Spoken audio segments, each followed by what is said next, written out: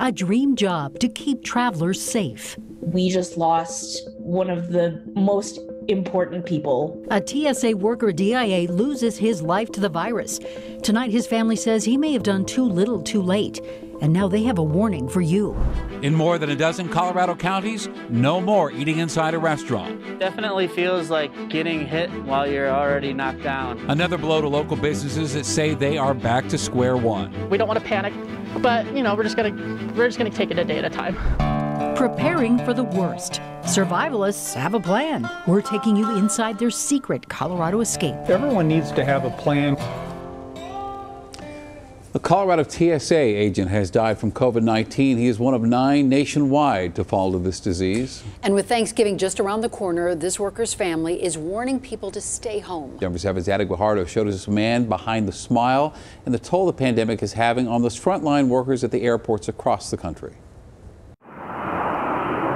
It's fuel for a globetrotter.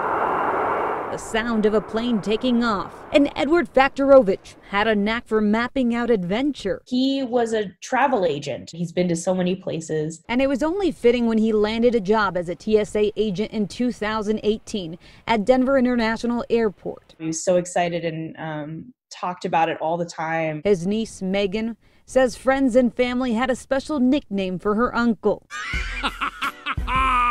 I'm joking. He just was the embodiment of Groove. From Despicable Me. He's very passionate about everything he does. He just lit up a room. He was the brightest person you can imagine. He was so funny and just full of love. Edward worked exclusively at the checkpoint.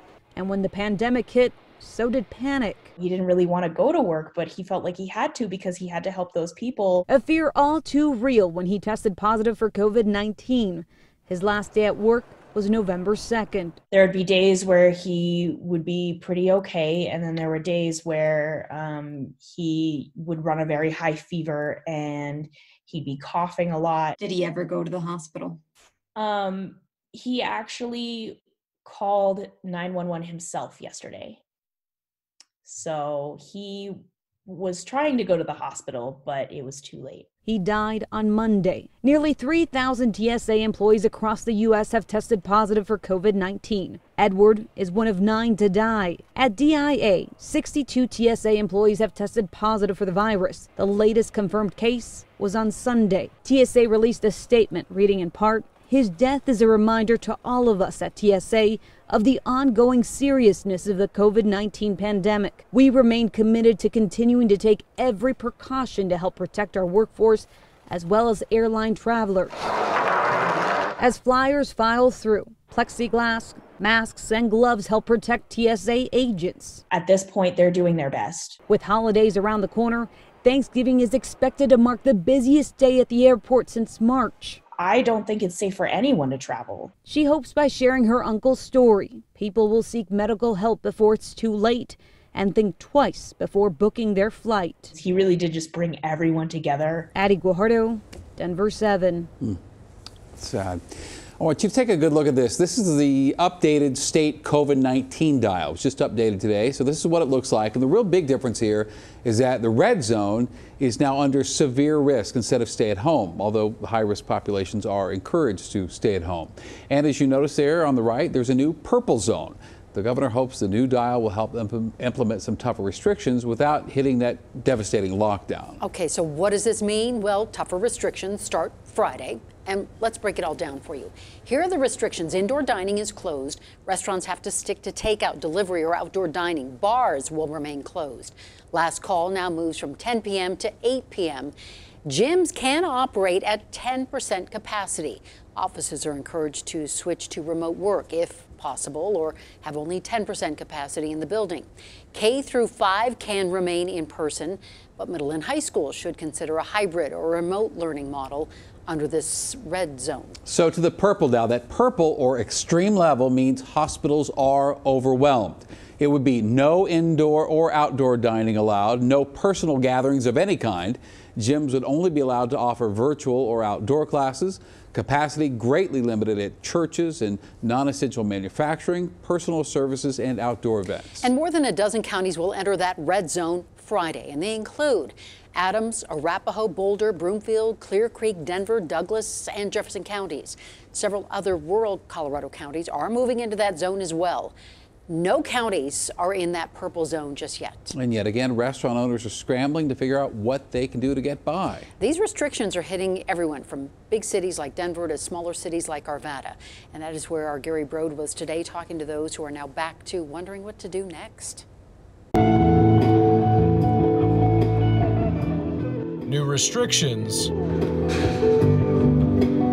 are forcing businesses to change their tune. It's a little scary. We made it through the last closure. We're hoping to do the same this time, but we have to be creative. Creative is something Schoolhouse Kitchen and Libations is familiar with. We did get the bus.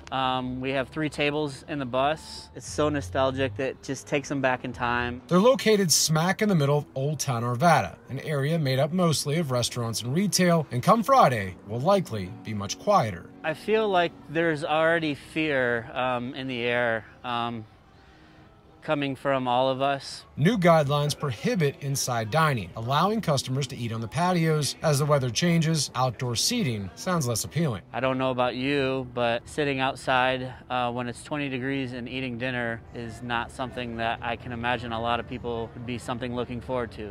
It's not just bars and restaurants feeling the heat. We've been around a long time. Arvada Army-Navy Surplus is a mom-and-pop store that's been part of Old Town since 1984. Obviously, we're nervous because we do get a lot of walk-by traffic. They're also preparing for the possibility of curbside pickup, a method they haven't had to use since early in the pandemic. It's not ideal, but we're just going to do the best we can.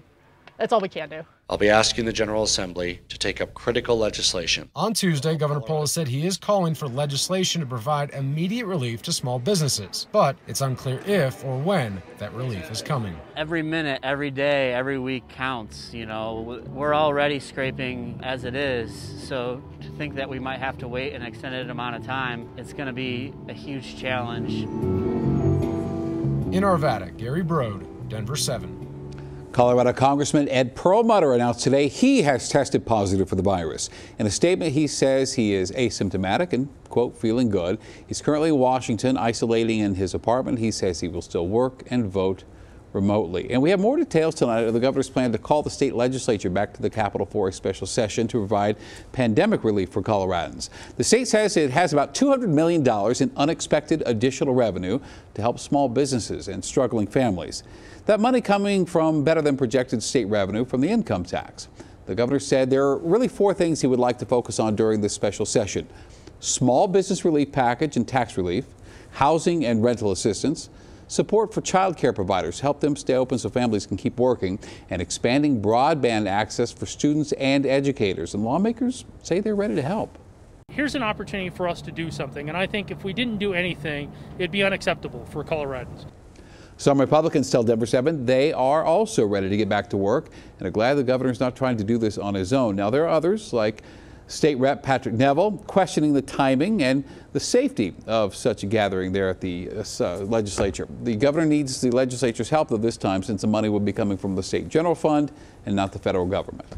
Now, we've seen the long lines at testing centers, but this could be a solution today. The FDA issued emergency authorization for a rapid self-test that could be administered at home. It's called the LUCIRA COVID-19 all-in-one test kit. It is a single-use test. You swab your own nose, and there's a device that lights up depending on if you're positive or negative. Now, the FDA says you can get results within 30 minutes, and you'd need a prescription to get one of these tests. You have to be 14 or older. It is not clear right now how much it would cost or if insurance would cover it.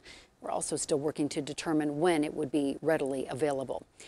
Meanwhile, we have to wait for test results. One viewer reached out to contact Denver7 after she waited a week after visiting a testing site in Centennial. Maggie Stover said she was told to expect results in 3 days. Well, she tried to check her results online, but she said nothing showed up.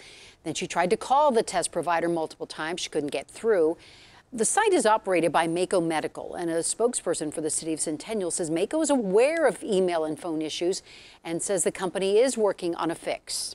I kept going to the portal where I pre-register and I checked the results there. I didn't see anything, just the message that you need to call the phone number if you didn't get your results in 4 days.